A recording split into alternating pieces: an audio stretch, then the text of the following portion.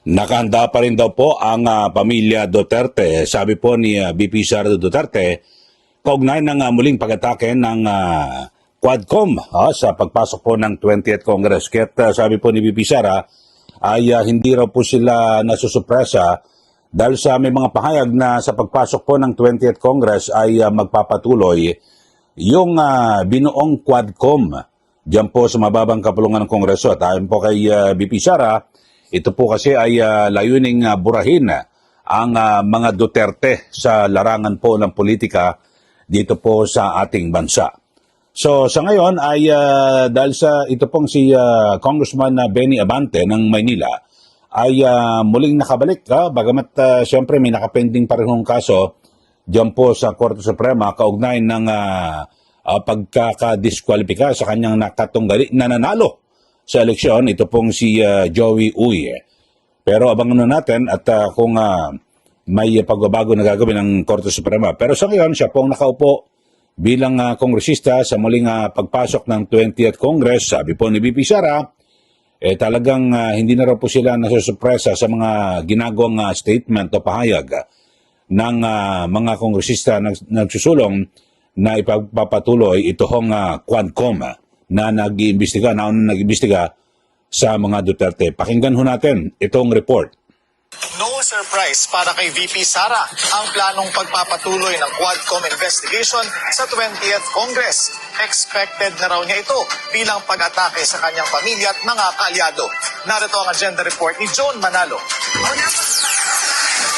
Hindi na raw nagulat si VP Sara sa planong buhayin muli ang House Quadcom sa 20th Congress. Hindi ito titigil. So huwag tayo mag-expect na bago yung Congress ay titigil sila sa pangangatake nila. So tutuloy-tuloy pa rin yung paghahabol nila sa iyo at tutuloy-tuloy yan na tambakan ka nila ng kaso. Nagkaroon din daw ng online meeting ang bise, kasama ang dating spokesperson ni FPRRD na si Attorney Harry Roque kaugnay dito. Yan din yung sinabi ko sa mga ka-meeting ko kanina. Because obviously, ang gusto nila ay burahin ang mga Duterte at mga tao na sumusuporta sa mga Duterte.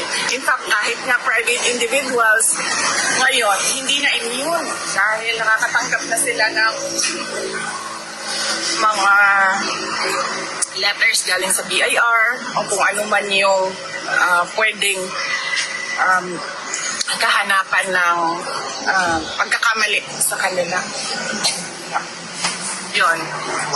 Hindi ito. Okay, so yun po mga kababayan ang binabanggit ni VP Sara Duterte at maging yung mga kaalyado at mga kilalang sumusuporta sa kanilang pamilya ay ginagamit na di umano maging ang BIR para gipitin ang pamilya Duterte at lalo na ho yung mga sumusuporta sa kanila. So yan po ang binabanggit ni VP Sara at ang sabi ho niya, talagang hindi raw po sila tatantanan at magpapatuloy dahil sa naglalayon na mapigilan yung kanyang pagtakbo sa 2028 presidential election. Kasi base po sa mga survey ngayon ay siya po talaga ang nangunguna at ayon po sa mga obserbasyon ng ilang mga, siyempre mga nagsusubaybay sa politika, mukhang wala pa hong makakatapat ito hong si VP Sara sa pampanguluhang alalan na maaaring tumalo sa kanya sa ngayon. Base po yan sa mga survey. So ito, pagpatuloy ho natin ito hong report at kaugnay pa rin ng pahayag ni VP Sara. Ito It's not a surprise na tutuloy yung... Nauna nang nabanggit ni Manila Representative Bienvenido Abante na magkakaroon ulit ng Quadcom sa 20th Congress dahil marami pa silang dapat imbestigahan. Kasama riyan ang missing Sabongeros case. Ang dami pang dapat na pag-usapan. Ang dami pang dapat na puntuhan natin dito. For example, yung Pogo. We still have about 10,000 Pogo outlet in the country, no? Na naging maliliit na sapagkat binuwag na natin yung malalaki. Samantala, binanatan din ni VP Sara ang Kamara tungkol sa issue ng confidential funds. Ayon kasi kay Manila Representative Joel Chua, matagal na sana itong tapos kung agad lang sumagot ang bise. Hindi ko alam kung saan nanggagaling ang sinasabi nilang ako sumagot. Ngayon, ayaw ko sumagot kasi nag-file sila ng impeachment. At sinabi ko, since nag-file kayo ng impeachment, ay doon natin sagutin sa impeachment. Para naman ako, kasi akong tanga, kung magsasalita ako about confidential funds ngayon na wala namang dahilan.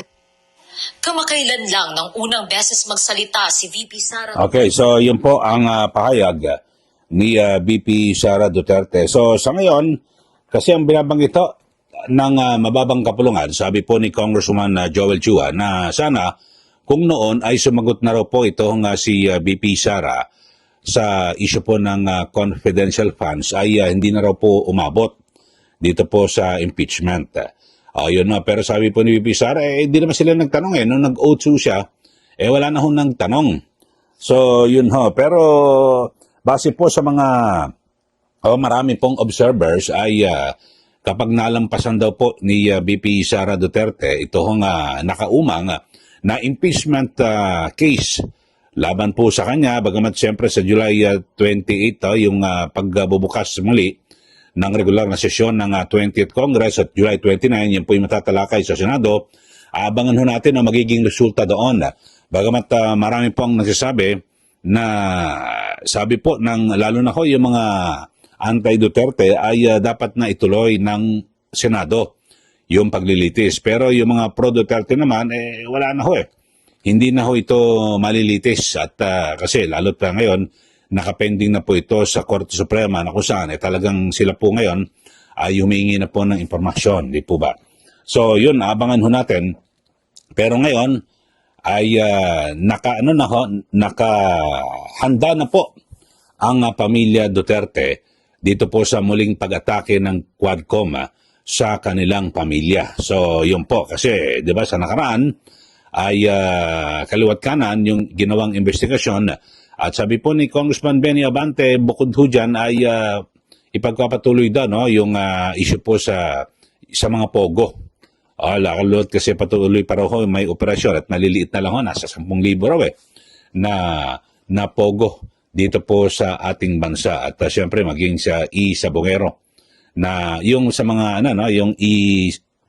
yung Sabong na kung saan marami pong mga nangawala na mga Sabongero dahil dyan. At bagamat sa ngayon ay patuloy yung ginagawang investigasyon at isa po sa tinutumbok ng posibleng kaso na yan ay ito pong negosyanteng si Charlie Atong Ang. So yun ho mga kababayan, ulitin ko ho, yung ating issue ho ngayon ay di umano.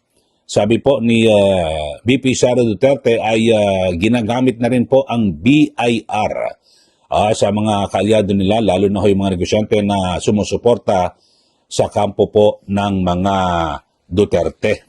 Yun ho, kasi pwedeng, nakakatanggap daw po ng mga sulat ng kung ano-ano na ibig sabihin ay nagpaparamdam at tinatakot. Siyempre kapag ang isang negosyante nakakatanggap po ng sulat mula sa BIR, nako, di ba, medyo kakaban yun ho, parang isang uri ng panggigipit. Pero siguro ay tingnan natin at ayusin na lang siguro muna mga negosyante maging maingat at wag po silang mabutasan dito po sa mga kaso. At siyempre, di ba, ang BIR kapag nakita na meron kang may mga discrepancies sa yung financial statement, delikado at pwede kang dikdikin doon. So yun lang ho mga kababayan at sumatotal, yan po, tuloy ang investigasyon ng Quadcom. Sabi naman ni VP Sara, handa kami dyan. Talagang hindi po nila kami tatantanan. Sa mga bago lang po sa ating mga channel o sa ating channel, mag-subscribe na po kayo at huwag rin pong kalimutan na i-like at i-share. Ito pong ating channel para lalo pa hong lumaganap at magpatuloy yung ating ginagawang mga komentaryo para po sa bayan. Okay, so maraming salamat po mga kababayan. Muli, ito po si Ka Eli. Magandang araw po sa ating lahat.